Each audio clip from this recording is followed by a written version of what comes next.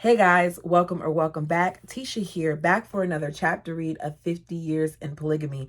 Go ahead and do me a favor and hit that like button as it helps the channel. Chapter 44, Leaving My Sanctuary, 2001. Finals were tedious and simple, other than math, of course. As always, I was the last student to finish the test. Fighting tears, I told my professor I hoped his long, drawn-out test from hell wouldn't ruin my grade point average and haunt me for the rest of my life. She always feels like she does such a bad job when it comes for her test and stuff.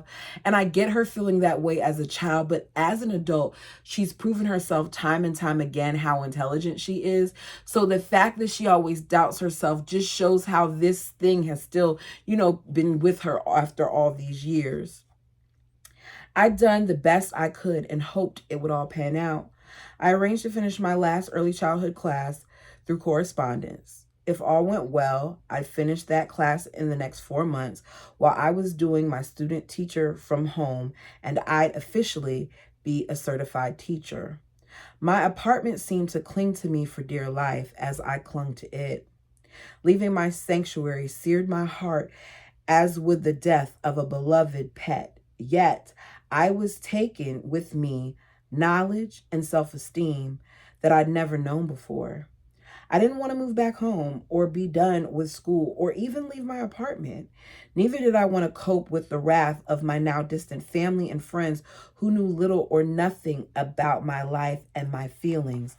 Isn't it funny how she didn't do anything wrong, but she is faced to deal with the wrath of the family and the things that people are saying, which has to be an even bigger struggle for her because she's already told us time and time again that she struggles with being someone who likes to please others. In an effort to make sense of my soul flip, which they called a midlife crisis, many believe the mostly mistaken rumors they've been hearing about me, see? If I had my say, everyone I loved and honored, who loved and honored me, would move down to Cedar City away from crazy making people and the big city life. I decided to stay in southern Utah for 4 more days just to celebrate, to honor myself with an appropriate closure to one of the most difficult yet incredible years of my life. Also, I hope some quiet alone time would cement my decision to return to Mark and make my transition back a bit easier. I hope she's not really planning on returning to Mark. Like Sophia, at some point you got to choose you, girl. Choose you, because he doesn't deserve you. I spent time gabbing with a few friends and took some bereavement time at my favorite cliffs, caves, and trails. I left offerings of gratitude everywhere I went for Mother Nature's generous gifts of love and healing. There is something that is so calming to me about nature. A few of my friends and I, this is completely off topic. A few of my friends and I were going glamping in a couple of weeks, and I am so excited. Now, I like camping, but I've never gone glamping, and I've always wanted to. And one of my friends wants to do it for her birthday, so I'm looking forward to being out in the elements. But let's continue. Still feeling somewhat down, I decided to head farther southwest on a day trip to Pa Temp Hot Springs and go to Colorado City to see my sister Lucinda, my nieces, Aunt Maggie, my friends, and her kids, my cousins. Lucinda is not down here anymore, Sophia, Maggie said, matter-of-factly, when I first saw her. Do these people not know that she changed her name? Because I noticed it in the last chapter, too, that her husband still was calling her Sophia. Was this something that she did internally or what? Just wondering.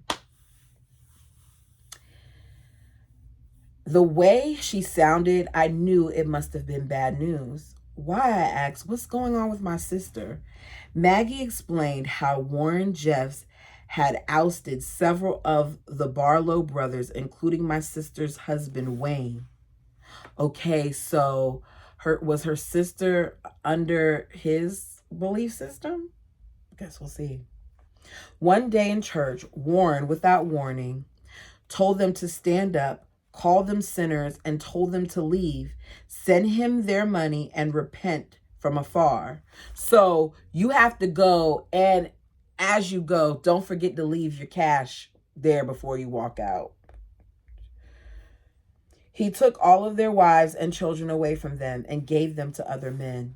The thought of that, y'all, that you can give me away. I'm glad. I'm at this book and others like it make me thankful that I grew up the way that I grew up. Not that it was all great, but I didn't have to worry about this. I'm pretty sure Warren moved Lucinda to Texas, where she's been assigned to be a caretaker to all of the children Warren has taken from their mothers. I was furious. Fire from my core ran through my body until my skin tingled. I'd already been sickened by too many of Warren's heinous crimes. Now his evil really hit home. How totally brainless can those men get, I yelled. Wayne is a stupid idiot. The Barlow men were always looked up to as leaders, serving in many high-ranking capacities ever since John Barlow had been the group's prophet in the early 50s. They'd been mayor, bishop, and counselors, among other positions. That family line had run and shoved the whole show at the crick for nearly 100 years. How can any one of those chauvinistic, outspoken men just stand by and allow sick little man creep Warren to take over the whole community? Kick people out of their homes, tie their family jewels in knots, prostitute their wives, steal their children, and give them to a more worthy dad or mom. I've completely lost the tiny ounce of respect I had left for Wayne, I ferociously complained. My uncouth response probably burned Maggie's ears. I don't feel at all bad about how I described Warren. To me, he deserved far worse, maybe even to be called the devil in disguise. It certainly wasn't my intention to personally offend Maggie or her beliefs. I wasn't sure exactly where she stood after her prophet, Rulon Jeffs, died and didn't come back to life. The Klan's irrational claim he never died created a glitch in many testimonies, including Maggie's. Like all of us, she too had been and still was caught in the clutches of her religious beliefs while being torn by the myriad of injustices she's seen and endured. For as long as I'd known her, she always wondered which of her many trials might set her free or ban her straight to hell. I started down a path that was obviously becoming more natural to me. Ever since I was old enough, I questioned the FLDS priesthood leaders, and now I had the audacity to place Warren in the same class as the devil. Sophia! Maggie's voice brought me back from my thoughts. Those men are just following his directions because they believe they're being tested by God. Then she threw in another obligatory rule programmed in our heads from the time of conception. You know, we've always been taught God will never allow the prophet to lead his people astray. God would destroy him first. Warren is nothing more than a narcissist, egocentric, perverted man, just like evil Ervil LeBaron, I snapped. My skin crawled as I thought about how many men and women still held on to the edicts that empower evil men in high positions to abuse and nullify their followers' rights and freedoms. Testing, I asked angrily, testing them by morbid game playing. If their God is really testing them, it's to see if they have balls enough to fight for their children and wives instead of letting Warren sell them into more slavery than they've already been in.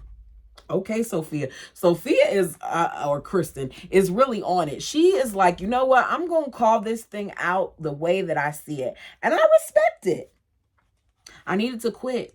It wasn't my business to change her mind about a madman prophet who had already and would continue to pass edicts of insanity. He continued to gloat as thousands of generationally programmed puppets would smile as they jumped off a cliff just because he told them to. We knew of many terrible crimes that had been covered up in the FLDS and other polygamous sects. In every visit with Maggie over our 49 years of friendship, she had divulged many more. Now things were getting worse by the day. I couldn't stop myself. What else is that crazy man up to? At first, Maggie didn't answer my question. I wondered if she was again striving to conform to the famous FLDS Colorado City mantra, keep sweet, and keep sweet, which really means shut up and smile about any and all maltreatment, or you'll be severely penalized. Maggie verified and despised many of Warren's father's decisions. Now, under Warren's direction, parents were told to remove their children from the public state-funded schools, but regulate by priesthood authority. So let's not give them education that could actually make them be more knowledgeable. Let's keep them in our own little belief system. That's what that really is. All of the FLDS teachers and staff members, who were the majority, were also told to quit, causing the schools to close down. What? The Klan kept taking money sent by Arizona to fund the education of children who were no longer receiving any. Warren shut down the city's zoo and parks. I did not know this. After one child was bitten by a dog, he ordered all of the dogs in the town to be killed. What? Many families watch their beloved pets shot right in front of them. He's a tyrant. Y'all, the thought of losing my fur baby, who's not even my fur baby, it's his fur baby, but I told him a long time ago that that's going to be my baby, and we have it written up in everything that if I ever decide that I'm done with him, that's still going to be my baby. I cannot fathom not being able to see him and having him executed in front of me. That's what this man did. This one man controlled all of these people to that extent. That's scary. Jeffs also demanded that a monument Wayne had built and dedicated to Leroy Johnson be demolished. Leroy Johnson had been the FLDS prophet during the attempted rescue of women and children in 1953 by the state of Arizona. John Howard Powell, Arizona's governor at the time, had support for his action from his state as well as from the state of Utah. The attempted rescue was also sanctioned by the LDS Church to try to stop the human rights violations taking place among fundamentalist polygamists. Even back then, authorities knew men were breaking the laws by living polygamy of abuses and poverty, and of young girls, some between the ages of 12 and 15, being trafficked and assigned to old men. In the same time frame, Warren Jeffs demanded the statue of former prophet was idolatrous, he announced. I am God's anointed. Every one of his clan had to place pictures of him in every room in their homes to remind them of Warren's and whom they really better be worshiping. It's so interesting that you're not supposed to idolize man, yet here they are idolizing this man. And I guess it's okay because it's Warren Jeffs. I remember when I was watching an episode of The Browns, and I've seen it too on Escaping Polygamy, where on the desk when they were moving into Kristen Decker's home to stay there momentarily, there were pictures of him on the desk that they were ripping off. That's how much he was present. Crazy. I believe Warren knew from day one he was a charlatan. His nemesis were anyone who presented the slightest threat to his kingdom. Parents were not to talk to their wayward children or any family members who left for any reason, because if they talked to them, then they would probably see what was really going on the outside that they weren't exposed to. They were directed to no longer converse with anyone outside their sect. Folks were discarded for not spying and ratting on anyone who disobeyed Warren's tyrannical rules. He promised more wives or other rewards, blessings for those who did his bidding, particularly if one snitched on a close family member for insubordination. The surest way to one's demise was to question anything that Warren did or said. After Maggie's oratory, I understood where her loyalties were. She still believed in plural marriage and the Book of Mormon, but would no longer follow any man who claimed authority over others. She'd already been through hellfire and brimstone. She suffered through too many hellacious times trying to stick up for her own rights as a low-life woman among godlike men who wielded all of the power from day one. When she asked for a release from her adulterous husband. She was counseled to give in to his demands so he wouldn't have to get it from other women. Oh my goodness. I'm going to leave that one alone. Because if I go down that thing, goodness gracious. He got a verbal slap on the hand, continued his infidelity, and became physically and verbally abusive to her because she told about his nasty little secret. So I'm telling you that my husband's cheating on me. And you tell me basically to bend over and take it and to just give him what he wants. Meanwhile, as a result of me telling on you and you reprimanding him, I'm now not only having to take it allowing him to take it when he wants it, but I'm also being abused in other ways as well because I told on him. It's a never-ending cycle of abuse. I completely understood the blinded and brainwashed women and men who continue to follow every proclamation coming from their prophet's mouth. Like my mother and me for a while, they too believe in the need to die miserably happy. While women live like perfect, robotic Stepford wives, their husbands and fathers can do as they please. Thus, a straight shot guarantee they can become gods of their own world someday. On my drive back to Cedar City, my head was inundated with chatter that wouldn't stop. I worried about my 60-year-old sister, she was 60, Lucinda, and the hundreds of relatives who would continue to follow and condone all of the behaviors of their depraved, insane God, Warren Jeffs. I feared I'd never see my sister, her children, or her grandchildren ever again. I sang as loudly as I could and bounced and twisted to rock and roll tunes blasting in my ears. I listened intently to the world news, but nothing could block the stinking thinking swirling around in my head. How on earth could I go back to Mark now that I had been with Lyle? Ooh, what she mean? Does she mean been with Lyle? She probably don't. Let's see. I had to talk to someone I could trust. At the park, I spread my car blanket across a wooden picnic table, laid down, and let the wonderful sunshine warm and comfort me while I waited for Graham. Since we first met, our friendship stayed platonic and strong, and both of us cherished that incredible camaraderie. I listened to the ice crackle as it slid from the riverbank into the water. 20 minutes later, Graham's approach was given away by the snow crunching under his shoes. He pulled my sweater off my face and moved quickly to block the early afternoon sun from my eyes. His handsome face smiled. "What's up, Kristen?" See, he respects her name. I got up and gave him a big hug before we sat down on top of the table, side by side. "Thanks for coming, Graham. You're the sane man I trust and really need to talk to." "Ah, you knew I'd come over. You've been around plenty of times for me. What's up? Are you okay?" "No. You already know Mark divorced Diane and me. Anyway, I was through with all of it. I've been really happy and settled between the swells and waves of pain.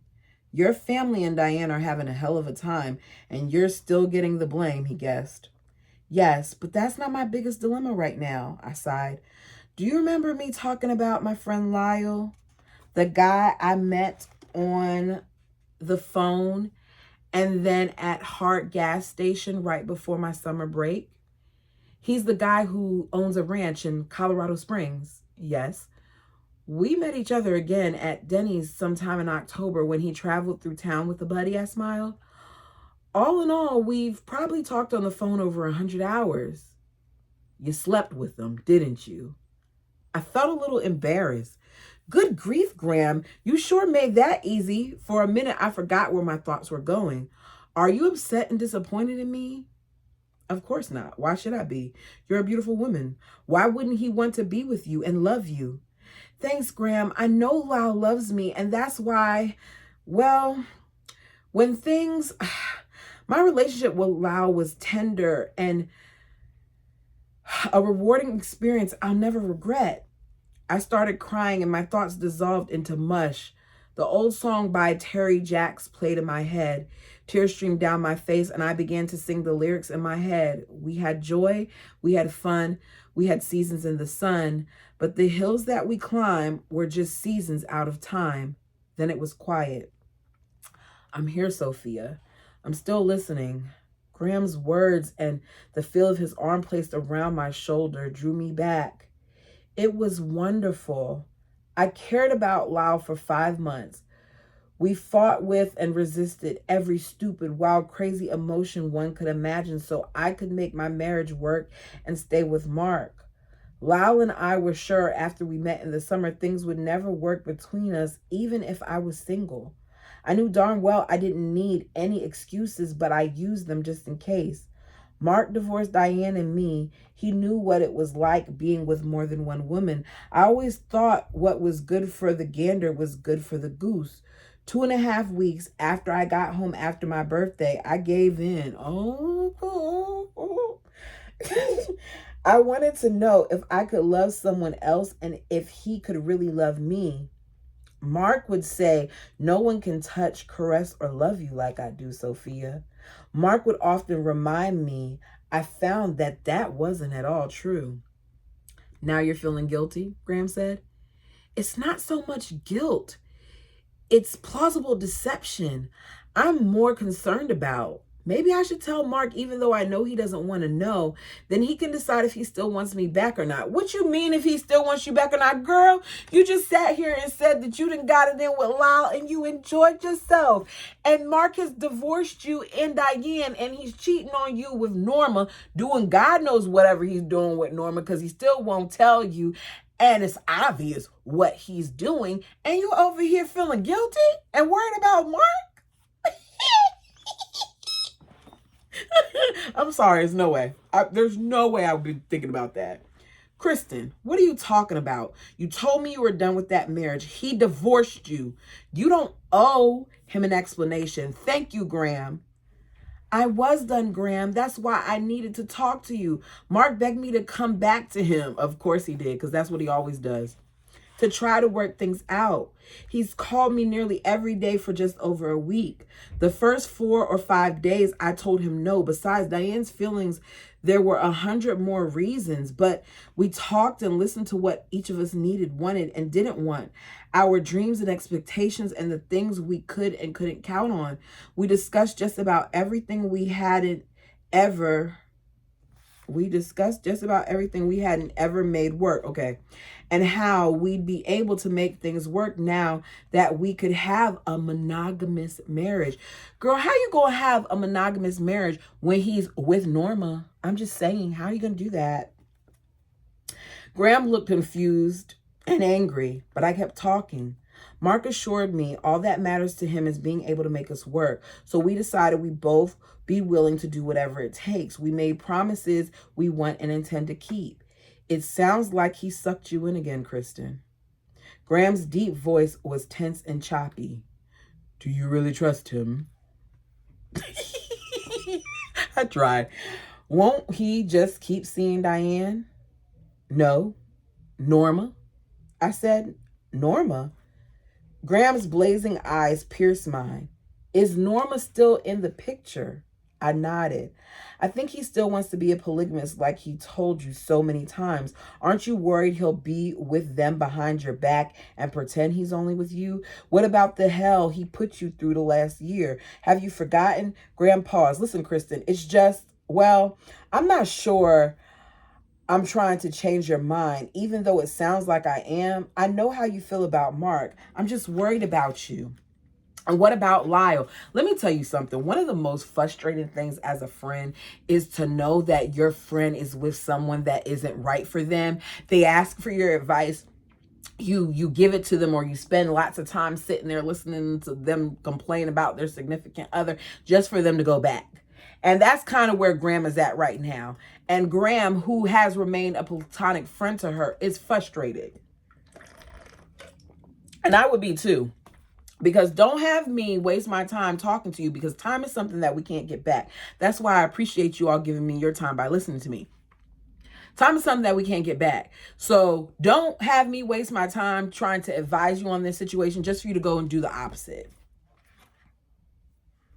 You just told me that Lau loves you. It sounds like you love him too. Does he get a say in any of this? Are you two? I gently pressed my finger over Graham's lips to shush him. Yes, we're over. However, I told him about Mark's proposition 2 or 3 days after Mark's first call, when I was sure I wouldn't return to him. Lau will be so devastated when I tell him I've changed my mind. So what will you do? That's a good question. All I know is, even after all the pandemonium we've been through, I still love Mark. We might have a fighting chance. Are you going to tell Mark about Lyle? The only reason I should, I think, is because I would want him to tell me if it was the other way around. Girl, he already told you he's not going to tell you anything. It's none of your business. But Mark hasn't wanted me to know anything about his personal life. And he made it clear he didn't want to know if I were to ever have an affair. Maybe that's his way of letting himself off the hook. But you didn't have an affair. He divorced you. Yep, I guess that lets me off the hook. I smiled. Won't your feelings about Lau get in the way of working things out with Mark? I don't know, but I won't know if I don't try. Lau is a very good friend. We both felt safe with each other. We adored each other. I loved his sense of humor and his love of life and nature, but both of us know it could never go beyond there. Kristen, several times you told me to listen to my heart, Graham said. So now I'm telling you to do the same. Listen to what your heart is telling you. I've gone deep so many times this past week. I might become stoic if I'm not careful, I explained. My heart tells me if I don't do everything I can to make my marriage work, I'll be sorry. You've already done everything you know how to do to make it work, Graham insisted. I know, and I still waver back and forth. Part of me feels it's just plain selfish of me to try again. I worry every day about Diane and our kids. Girl, why you keep talking about Diane? Diane don't care about you.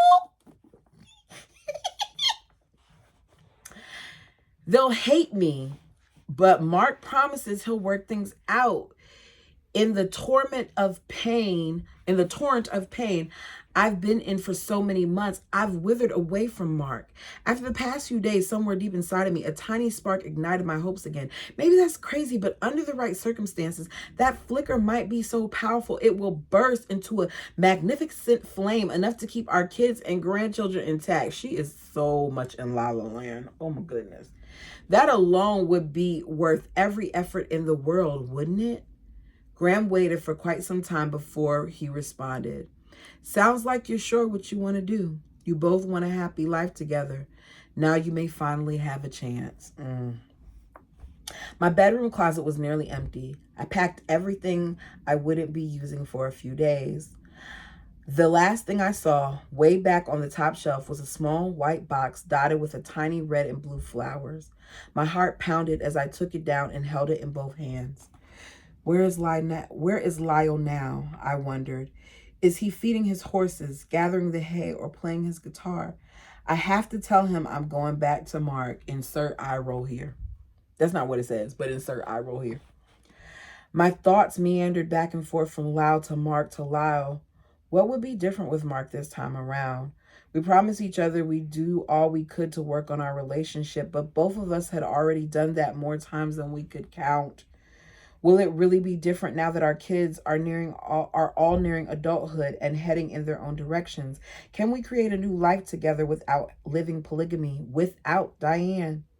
1 minute those dreams felt so good and the next things felt terrible. How could I be in a panic and in hope all within the same few minutes? Get busy and do something. Don't think I commanded myself. I stuffed my last batch of laundry into the washer when my phone rang and I saw the 829 prefix on the caller ID. My stomach tightened. Hi, sunshine, Lyle said. I nearly cried at the sound of his voice. We stopped by Mom so I could call and tell you goodbye again. Me and Corey are heading to Lake Powell to play, and I'm sure missing you, baby. I'm not sure I can live without you.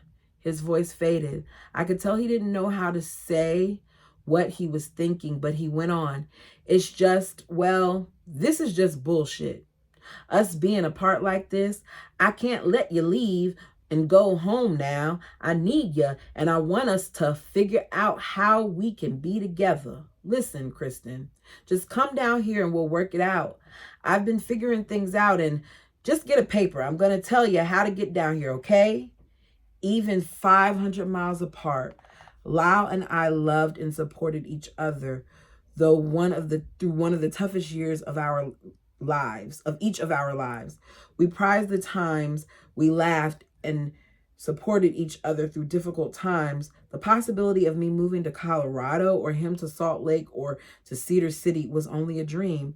Neither of us could leave our careers, our children, or the new lives we've been creating. From the time we met, we planned on being telephone friends forever. The real difficulty for us came after the intense closeness we shared through our long weekend trip together. Saying goodbye was hell. Lyle, I said, as quickly as I could. I know, hon, he interrupted. But things are different now. I know we can do this. I'm going home, Lyle, I said as strongly as I could. I know you are, honey, but I'm going back to Mark so we can just stop that bullshit, Kristen, Lyle cut in. I won't hear it. No way. What the hell's gotten into you, baby? Are you crazy? I'm trying. It's taken you years to leave, and now you're finally free from that cockamamie cult crap and from Mark, and you're talking like you're going back. Good hell, Chris. You can't go back to him. Lyle's rage in my behalf opened the deep wounds in my heart. As hard as I tried not to, I broke down. My body slumped to the floor. When I could breathe again, I tried to persuade him my decision was for the best. Please listen to me, Lyle. Mark asked me to give us another try again now that we can be a normal polygamous couple, and I think we can. Bullshit. You know damn well it won't work. What the hell are you thinking, girl? He's gonna rope you in and pretend he's left his other wife, but you know he'll be doing her on the side while you're up there just trusting away. By then, I was nauseous with my influx of raw emotion. Listen to me. Listen good, Lau went on. This is really pissing me off. You've been doing so good. You've been so happy down there away from all that shit. What can I do to stop you, baby? Is it money? If you need some, I've got some. I'll send you as much as you need. Better yet, I'll come up again and get you. Don't go back. Just don't go back. Please, Kristen, I'm begging you. Don't go back to Mark. Through my tears, I mustered enough courage to end his pleading before I jumped in my car and drove the 500 miles to his waiting arms and to a perfectly wonderful dream world. Please stop, Lyle. I've got to go now. No money, no more calls, no more letters. Promise me, Lyle, nothing. He still didn't hang up. I should have. I listened to his heavy breathing and envisioned his chest and its exhausted rise and fall in cadence with mine. Together, we struggled for air, something we might have power over. You know I love you, don't you? I love you, baby. Please wait for me. He was pleading again, through the sniffles this time. You know we can figure it out. We can. His words were ripping my heart out. I love you too, Lyle, and I'm sorry. I'll always love you, Kristen. Promise you'll call if you don't work out, and call me if you need me or some money or anything. Promise me, baby. I need to hear you say it before I can hang up. We had a beginning. We had to have an ending. We had joy and we had fun. We had a weekend in the sun, but the hills that we climbed were just seasons out of time and a gift we forever treasure. I dragged my weary body into my bedroom and crashed on the bed. In the morning, my eyes were almost swollen shut from crying so much.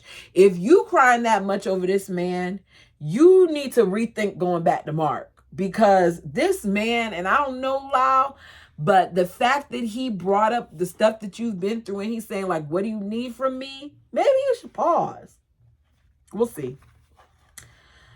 Lyle's own torment and words filled my head. Would my move back home be like moving into an abyss of darkness? My endeavor to find myself and feel complete was still an ongoing process. I gained a great deal of self-esteem and self-reliance. Lau was right. I never felt more alive and empowered in my whole life. I've never felt such safety and serenity. Were Mark's pleas just another ploy to draw me back to insanity? I didn't think so. It certainly hadn't felt that way. But what about this past year? There were too many contradictions in his behaviors and his words. I saw how he looked at Norma and how she looked at him. They both made it so workable and convenient to go everywhere together, to come and go alone in their three-way friendship with her husband. It wasn't Diane I thought he might be doing as Lau suggested. I also knew from my own experience and Mark's own, the male-female friendships more often than not lead to sexual relationships. Why in the hell am I going back, I thought. When it came to Mark, Norma's thoughts, needs, feelings, opinions, and ideas superseded mine. They sure did on more than one occasion. He took her side on things, said that you were this, called you a B, did all these other things. But here you are, and you're second guessing yourself. Okay, let's see. Over the past week, he had promised me several times it wouldn't be that way anymore. Along with his big words and promises was his assurance of Norma's deep love and devotion to helping us work things out so we could be together without hurting Diane. Okay, does any of that make sense? Norma is in the middle of all of these different relationships when Norma needs to get out. If Mark was really trying to work on things with Kristen at this point, then what he should have done was he should have told his little friend Norma that she needed to go away. But that's not what he wanted to do. He wanted Kristen for the other things. My love and affection for Lyle would remain a joyous memory, but wouldn't the reality of Norma and Mark's physical and emotional connection stay with them forever? Graham returned my call on his lunch break. Hi, Graham. Bet you're surprised to hear from me again, I said as cheerfully as I could. Yeah, I thought I wouldn't hear from you for a few weeks. I panicked and was sick all over after Lyle called yesterday. He was shattered and angrier than I ever thought he would be. All morning long, I couldn't get your warnings out and his out of my head. I'm afraid I'm making a big mistake. What if I'm not doing the right thing? I must have succeeded in converting Graham to the pros of my reconciliation with Mark when we talked before. He convincingly spoon-fed them back to me. He reminded me of how elated I sounded when I recounted my recent fantasies of Mark and me doing the Texas two-step without missing a beat and of hiking the backside of the mount again. Graham reminded me of the wondrous images I conjured, which after 4 days of Mark's pleading caused me to say yes to his determined proposal.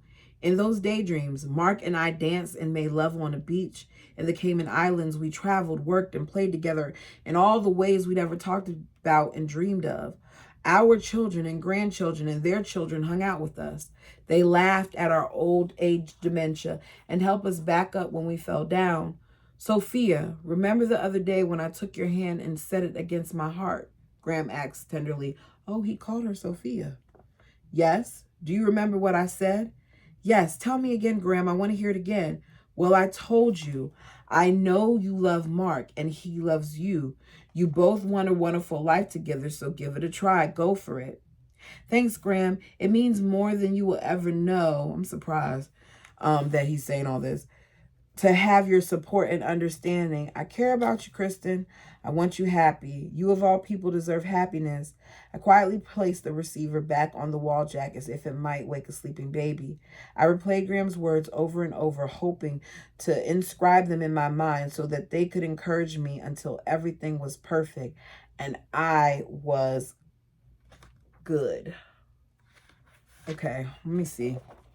Because I hear them playing music outside, and I don't know if I want that on this thing, but I feel like this isn't enough.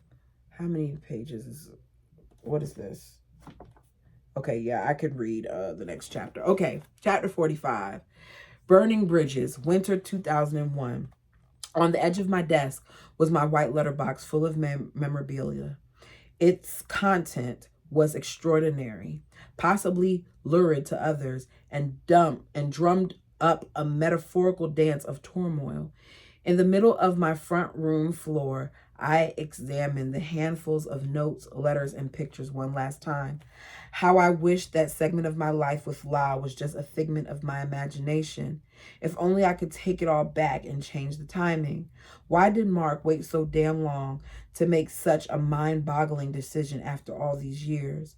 He told me at least 20 times in the past 10 years he would never leave Diane. Now that he wanted us, I'd be the bad wife and mother. For my grown kids, it was already terrible enough I was leaving their dad. They didn't know he divorced us. Norma said Diane believed I had given Mark an ultimatum, saying if he didn't leave her, I would leave him. What on God's green earth was I thinking? What Mark and I wanted would create a war inside of the house, inside of all of us. Nevertheless, he swore somehow, by some miracle, we would be able to work things out. I wanted to create a special ritual with the few but tender notes from Lyle and the pictures. I couldn't just tear them up and throw them in the garbage can. Tears filled my eyes as I looked at my favorite photo of us. The towel was wrapped around Lyle's hips, and his right arm held me close. My right arm was crossed over my breast and across Lyle's hairy chest, hugging him tightly. Neither of us wanted our weekend to end, which was obvious by the tears in our eyes as we stared longingly at each other in the mirror when he snapped the picture. I laughed and cried as I read every word of the few letters and cards I had printed from Lyle's emails. Let me be able to say goodbye to Lyle forever, I said to my higher power. Help me to let go of him as if nothing had ever happened. Please, Creator, don't let this come between Mark and me.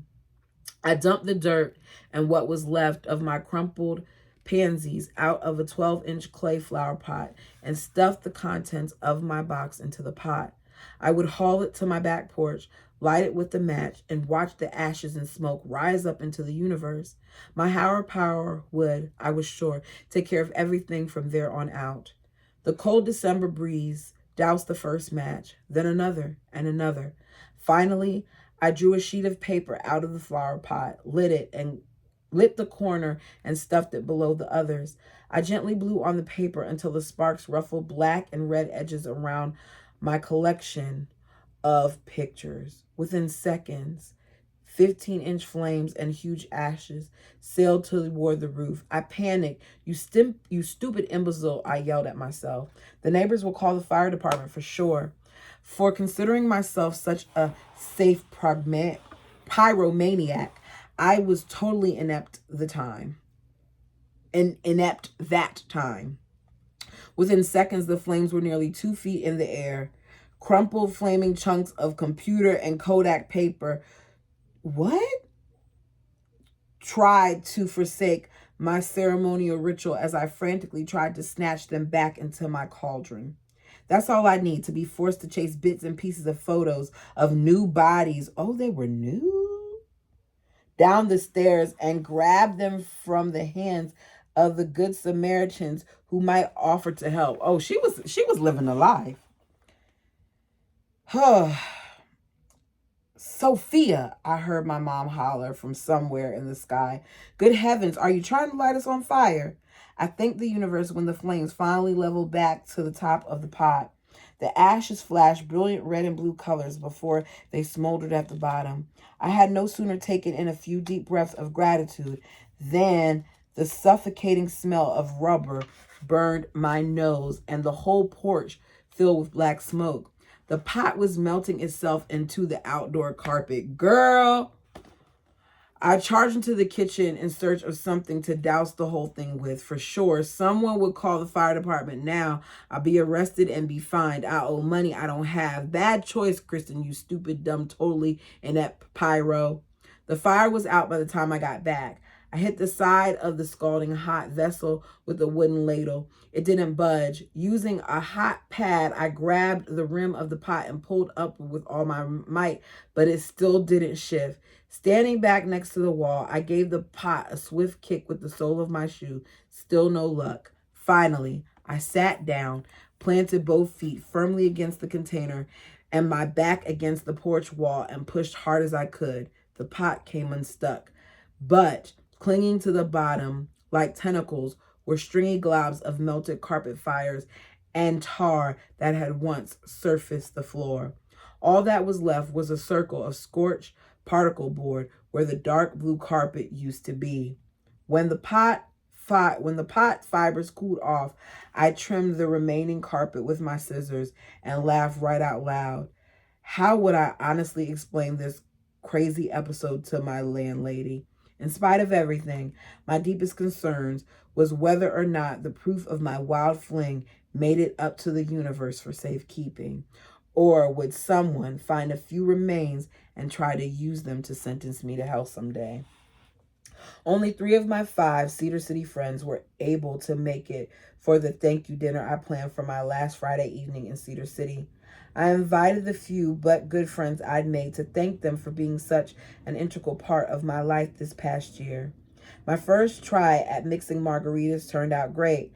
I found the vodka, triple sec, and tequila in 3 different stores. A friend gave me the recipe on the phone and told me how to mix and freeze it ahead of time so it would be nice and slushy. During and after our meal, I served the best margaritas on earth. At least all of us thought they were. We were flying so high on just one glass of those delicious spirits, there was no need for any more. Let me tell you something. I don't know if y'all have tried the margarita that they sell in the store. It's like 13.9%. I'm telling on myself here. That margarita, I'd rather drink a glass of that than have a couple of shots because I feel that. Like, you a good Friday night, pour me a little bit of margarita. Lita. Okay. Sorry. I just thought about it because I love a good margarita. I don't know where I was. Okay, we were flying so high with one glass of those delicious spirits, there was no need for any more. My jaws ached from laughter, and while my heart felt truly sedated with love and kindness those friends had shown me, I already missed them terribly. By Saturday afternoon, I had everything packed up and ready to be hauled out, other than my kitchen and bathroom things, when Mark arrived with Norma in his truck. And her husband, Jared, pulled into the parking lot right behind them in his truck. Why is Norma in his truck? Why isn't Norma with her husband? You see what I'm talking about here? I talked myself out of acting on the anger I felt, but they picked up on it anyway. Mark said he and Norma had to talk, and that's why she rode down with him. She continued to tell me she and my husband had nothing more than a God-given friendship, and added another excuse for spending so much time alone with him. You and Mark are twin rays, and you two should be together forever. The 4 of us sipped leftover margaritas and munched on goodies. Then Mark massaged Norma's... What? Then Mark massaged Norma's feet and back for over an hour, while I packed the bathroom and scrubbed it. Why is Norma there? You see what I'm talking about? Girl, that's your sign right there to tell them no thank you. Jared recounted another of his many tall tales that got more and more elaborate with each recap. When I finally had enough of Jared, Mark's, and Norma's insensitivity, I shifted into high gear workaholic mode, ignored my jealous feelings, and again wondered what in the hell I was going back to. I must have been totally crazy. Before long, powered by a sugar-induced margarita super buzz, I danced to and from boxes, swirled around with my cleaning rags, whisking away dirt and debris, and had the whole kitchen packed in less than 45 minutes.